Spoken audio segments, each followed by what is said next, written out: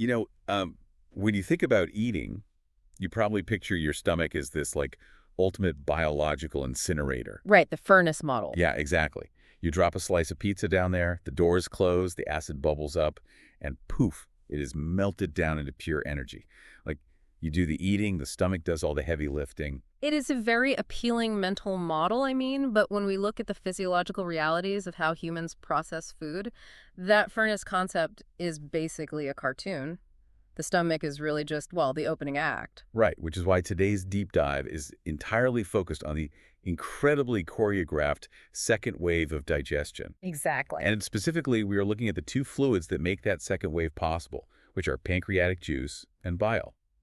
Because the actual extraction of the nutrients keeping you alive happens here. It does, which means we're going to extract some rigorous biological first principles today about how your body actually absorbs, anything at all. Yes, but I have to tease you a bit here. Because for someone who loves precision, these two concepts, the pancreas and bile, they carry so much historical baggage. Oh, they really do.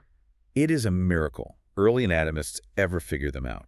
We are relying on historical notes, physiological texts, and clinical debates for this dive, and for centuries, the smartest people on Earth had this completely upside down. They absolutely did. I mean, before we can appreciate what the pancreas and bile actually do, we have to look at the absurd things medical pioneers thought they did.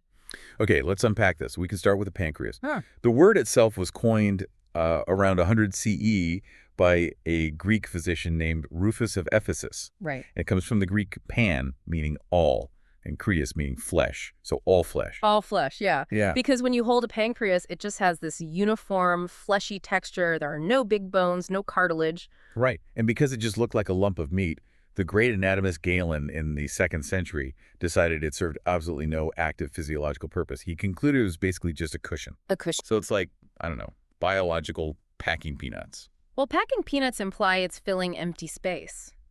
Galen's view was more like, imagine looking under the hood of a car and thinking the heavy engine block is just a structural paperweight placed there to keep the hood from blowing away. That is wild. Right. He thought this highly complex organ was just a fleshy structural pad meant to cradle the blood vessels and protect the stomach from resting directly on the spine. And for 1,500 years, that was the consensus.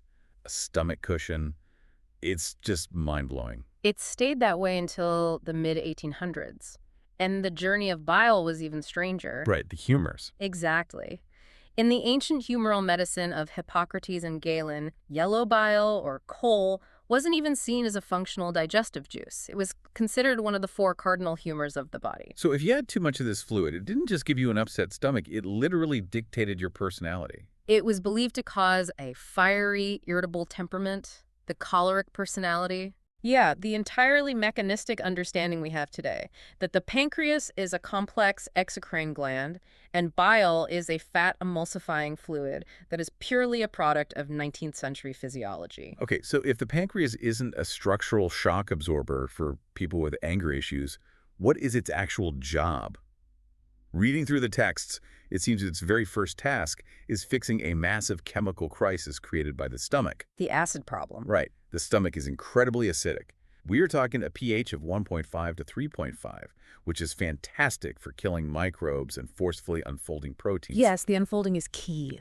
But the enzymes in your small intestine that actually finish digestion, things like pancreatic amylase, trypsin, lipase, they need a neutral to mildly alkaline environment to work. Wait, I'm stuck on this point. What's that? If stomach acid is so violent and good at breaking things down, why do we need to completely change the pH? Doesn't the acid just finish the job if we leave it alone? That is a great question, but no. The stomach only starts the breakdown process. Yeah. The acid denatures the proteins, meaning it unspools their complex 3D shapes into long strings. And an enzyme called pepsin begins chopping those strings into smaller chunks. But it doesn't finish it. Exactly. It doesn't get you all the way down to the individual amino acids and absorbable nutrients. To actually cross the finish line of digestion, the small intestine needs those specialized pancreatic enzymes. And those enzymes are delicate. Highly delicate.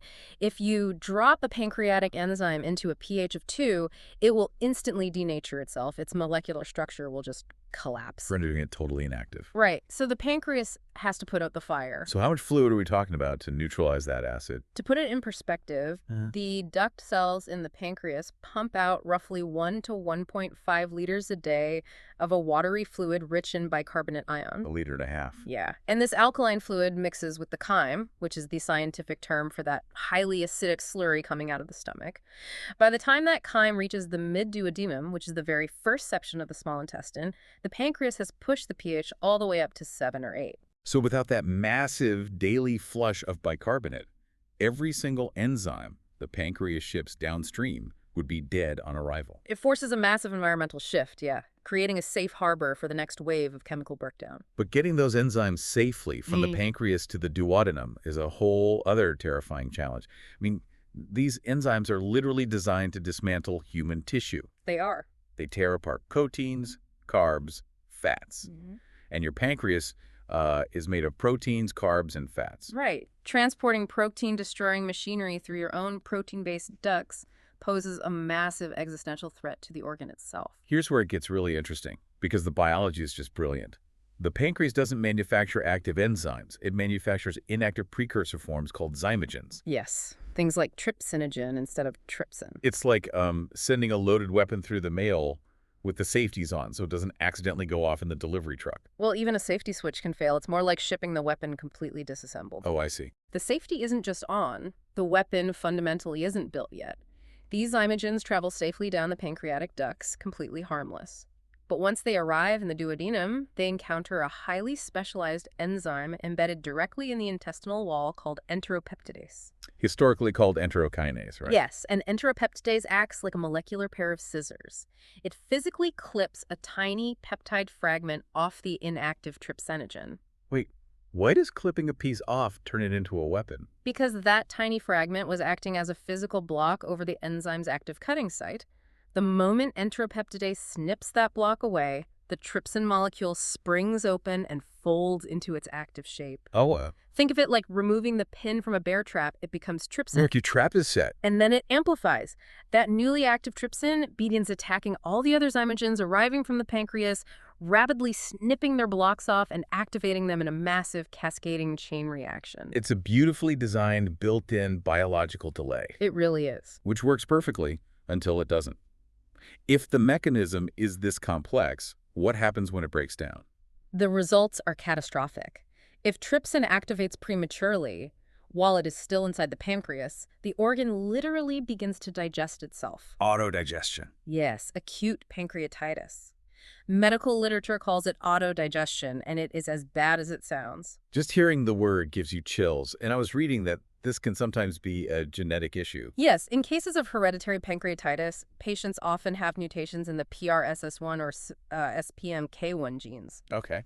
These genes are supposed to govern that safety mechanism. When they mutate, the zymogens are prone to autoactivating, meaning the safety is essentially faulty from birth. But it's not always genetic. A lot of the time it's just, well, bad plumbing. Mechanical failure is incredibly common, specifically gallstone pancreatitis. Right, because of the anatomy. Exactly. To visualize this, you have to look closely at the local anatomy.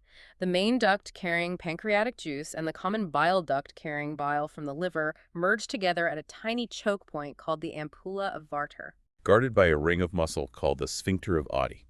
Right, so if a gallstone travels down from the gallbladder and gets lodged exactly at that ampulla, it blocks the exit for everything. Oh no. The pancreas keeps producing its juice, but the fluid hits a brick wall.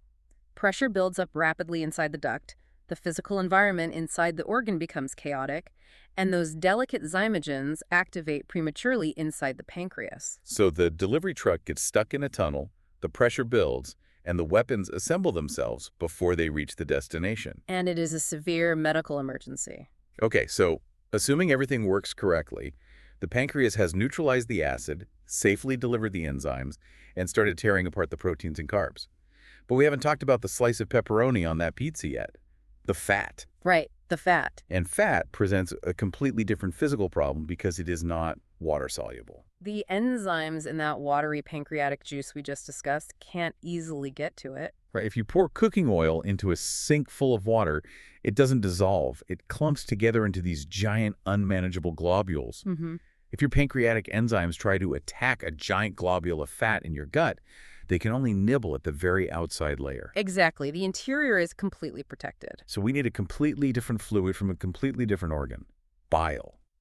Which brings us to the biggest classroom misconception of them all, the phrase, bile digests fat. We have to emphatically correct this one. It is a myth that has persisted in basic biology classes for over a century. Right.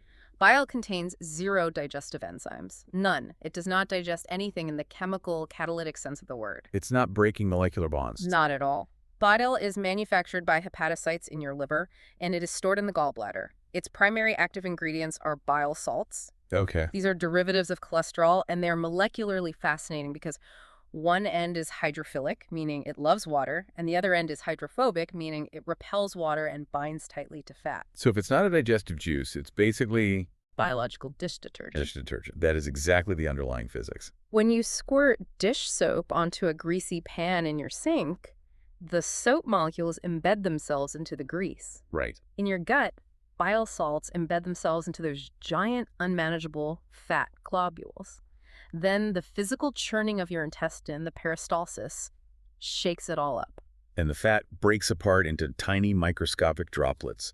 The sources call them micelles. Micelles are unimaginably small. We are talking roughly 1 to 100 nanometers across. Wow.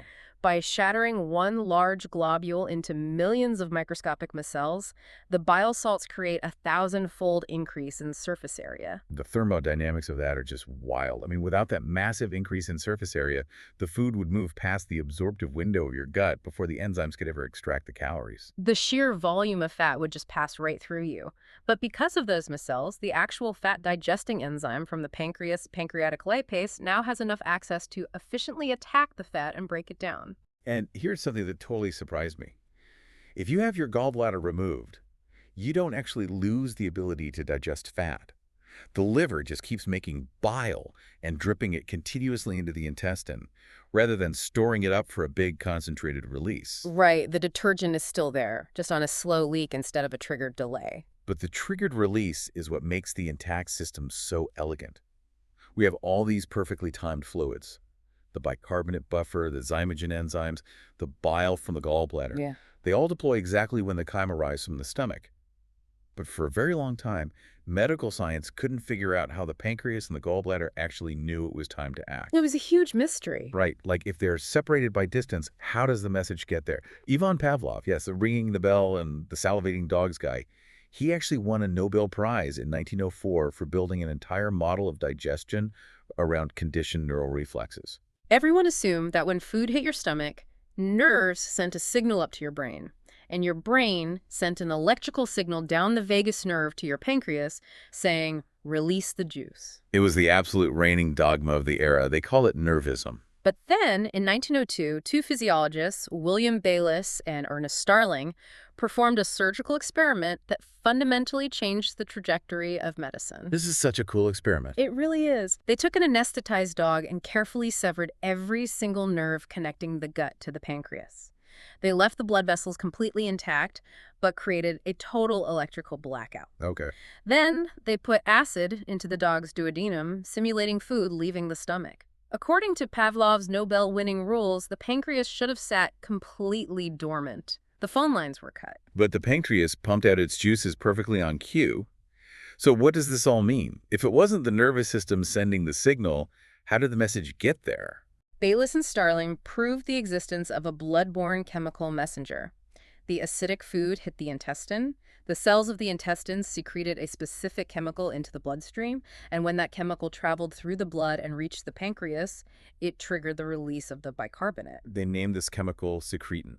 The very first one ever discovered. And in 1905, Starling coined a brand new word for this entire class of chemical messengers.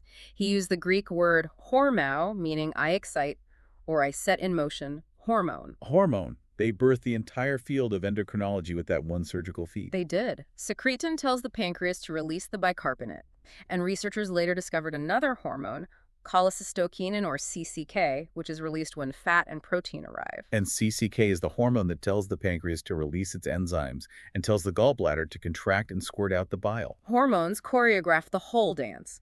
And Pavlov, to his immense credit, apparently conceded the point once he reviewed their data. Wow, that's integrity. But understanding these chemical messengers and the flow of these digestive juices isn't just medical trivia. It actually forms the basis for how we treat major diseases today. Yes, consider the enterohepatic circulation of bile salts. This is a brilliant biological recycling loop. Okay, explain this loop. Well, your liver only synthesizes a very small amount of new bile acid each day, maybe a few hundred milligrams. Wait, if the liver's only making a few hundred milligrams, but I just ate a massive fatty steak dinner, the math doesn't add up.